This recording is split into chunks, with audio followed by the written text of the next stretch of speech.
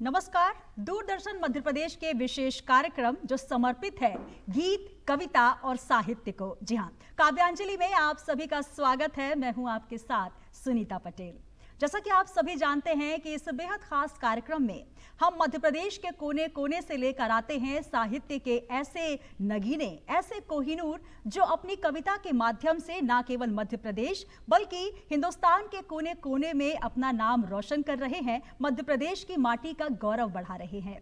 तो आइए मैं स्वागत करना चाहती हूँ कुछ पंक्तियों के साथ कि जिनके कंठ में बहती सदा कविता, जिनके कंठ में बहती सदा कविता, सुरताल में सदा करते सृजन कविता का ही ख्वाबोर ख्याल में है, जिनके शीश पर आशीष है शारद भवानी का, काव्य कुलदीप को सुस्वागतम सुंदर भोपाल में।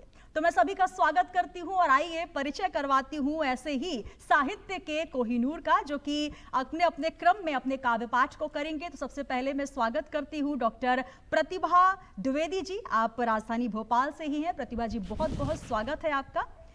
और साथ ही अगले क्रम में ब्रज श्रीवास्तव जी विदिशा से हमारे बीच हैं। आपके 6 कविता संग्रह जो हैं वो प्रकाशित हुए हैं। बहुत बहुत स्वागत ब्रज श्रीवास्तव जी आपका काव्यांजलि में।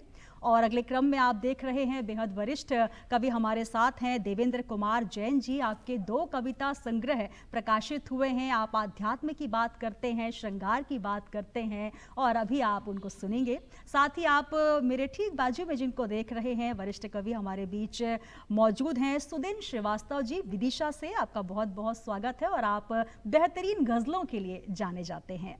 और अगले क्रम में एक नारी शक्ति हमारे बीच मौजूद हैं कांति शुक्ला जी। आप भोपाल से ही हैं। आप गीत बहुत सुंदर पढ़ती हैं, साथ ही आप छंद, दोहे, कुंडलियाँ जिनको आप सुनने वाले हैं। कांति जी, बहुत स्वागत है आपका।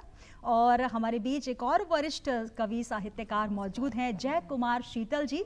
आप गंज बसौदा से हमारे साथ हैं। आपके 4 गजल संग्रह, कविता संग्रह जो है प्रकाशित हुए हैं। सर, बहुत बहुत स्वागत आपका। अगले क्रम में मैं नारी शक्ति हमारे बीच कांति जी बैठी हुई हैं। कांति शुक्ला जी भोपाल से ही हैं और आज वो आपको दोहे भी सुनाएंगी, कुंडलियां भी वो सुनाती हैं, लेकिन क्या कुछ सुनाएंगी तो आइए तालियों के माध्यम से आवाज देते हैं कांति शुक्ला जी। धन्यवाद।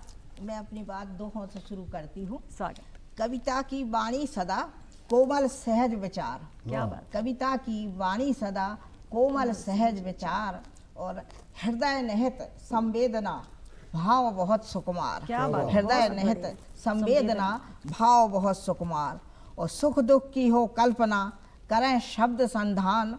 सुख दुख की हो कल्पना करें शब्द संधान और जन मन को सरसित करे उत्तम काव्य विधान। वाह वाह वाह, उत्तम काव्य विधान। बहुत कुंडलिया एक सुनिए मौसम के अनुकूल।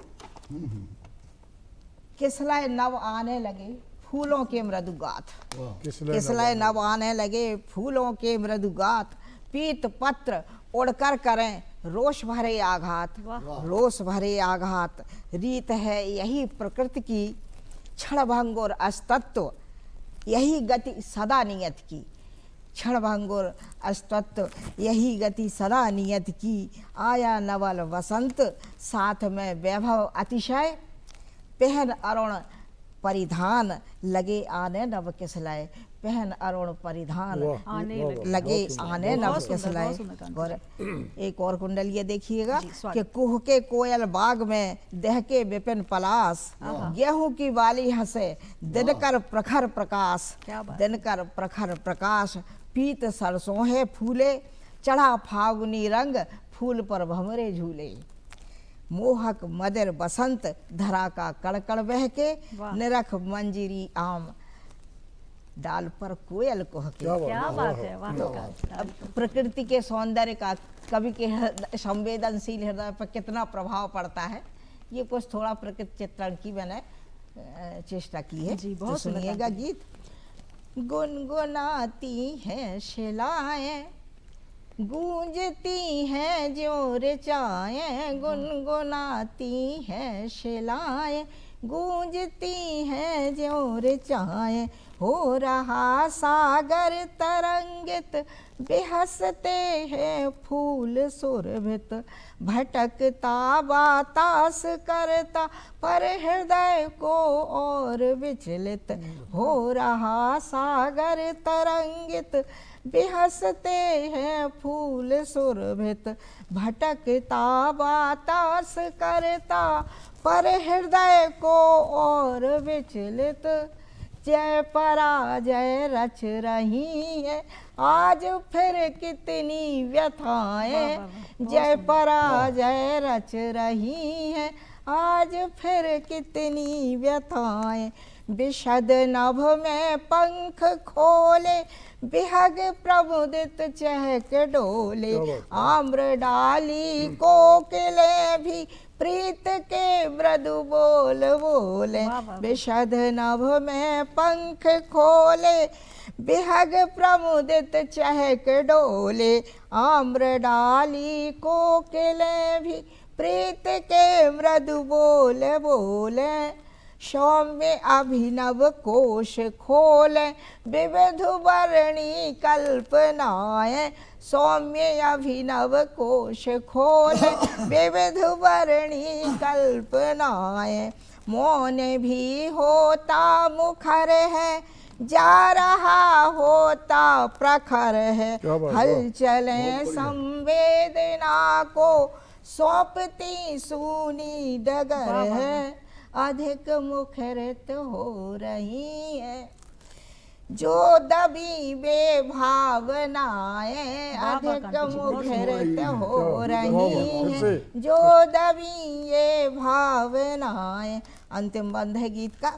प्रकृति का ऐश्वर्य सारा है चिरंतन प्राण धारा, दृष्टि जाती है जहाँ तक अप्रतम लगता नजारा। प्रकृति का ऐश्वर्य सारा है चिरंतन प्राण धारा, दृष्टि जाती है जहाँ तक अप्रतम लगता नजारा। सृष्टि की सुषमा अलौकिक, सृष्टि की सुषमा अलौकिक, अपरिमित संभावनाएं बुझती हो जो ऋचाएं। एक छोटी सी रचना और प्रस्तुत है, देखिएगा। न आहे न आंसू न शोषण दमन हो, न आहे न आंसू न शोषण दमन हो, हरा सा भरा सा प्रफुल्लित चमन हो, हरा सा प्रफुल्लित चमन हो। चले वायु ऐसी विषमता मिटा दे, दिलों में भरी जो कलुषता मिटा दे। चले वायु ऐसी विषमता मिटा दे, दिलों में भरी जो कलुषता मिटा दे। नहीं जाति मजहब सरीखा चलन हो, नहीं जाति मजहब सरीखा चलन हो। सदा हो प्रगति की नई राह विकसित, सदी से हमारी मही पुण्य सरसित। सदा हो प्रगति की नई राह विकसित, सदी से हमारी मही पुण्य सरसित। जगत में प्रभावान उन्नत वतन हो, जगत में प्रभावान उन्नत वतन हो। अमन ही अमन हो, अमन ही अमन। बहुत सुंदर गीत आप सुन रहे थे कि अमन ही अमन हो। और हर कवि अपनी जब कविताएं लिखता है तो प्रकृति की बात होती है और श्रृंगार की बात होती है, प्रेम की बात होती है, लेकिन अगर देश प्रेम की बात ना हो तो कहीं ना कहीं कलम अधूरी रह जाती है। और कांति जी ने उस अमन, चैन और खुशियों की बात की तो मुझे कुछ पंक्तियां याद आती हैं कि होली हो या कि ईद दिवाली मनाइए, होली हो या कि ईद दिवाली मनाइए, सरहद के निगहबां को मगर मत भुलाइए। और जिनकी बदौलतों से है इस मुल्क में खुशियाँ, जिनकी बदौलतों से है इस मुल्क में खुशियां, श्रद्धा से उनके नाम दिया एक जलाई, श्रद्धा से उनके नाम दिया एक जलाई।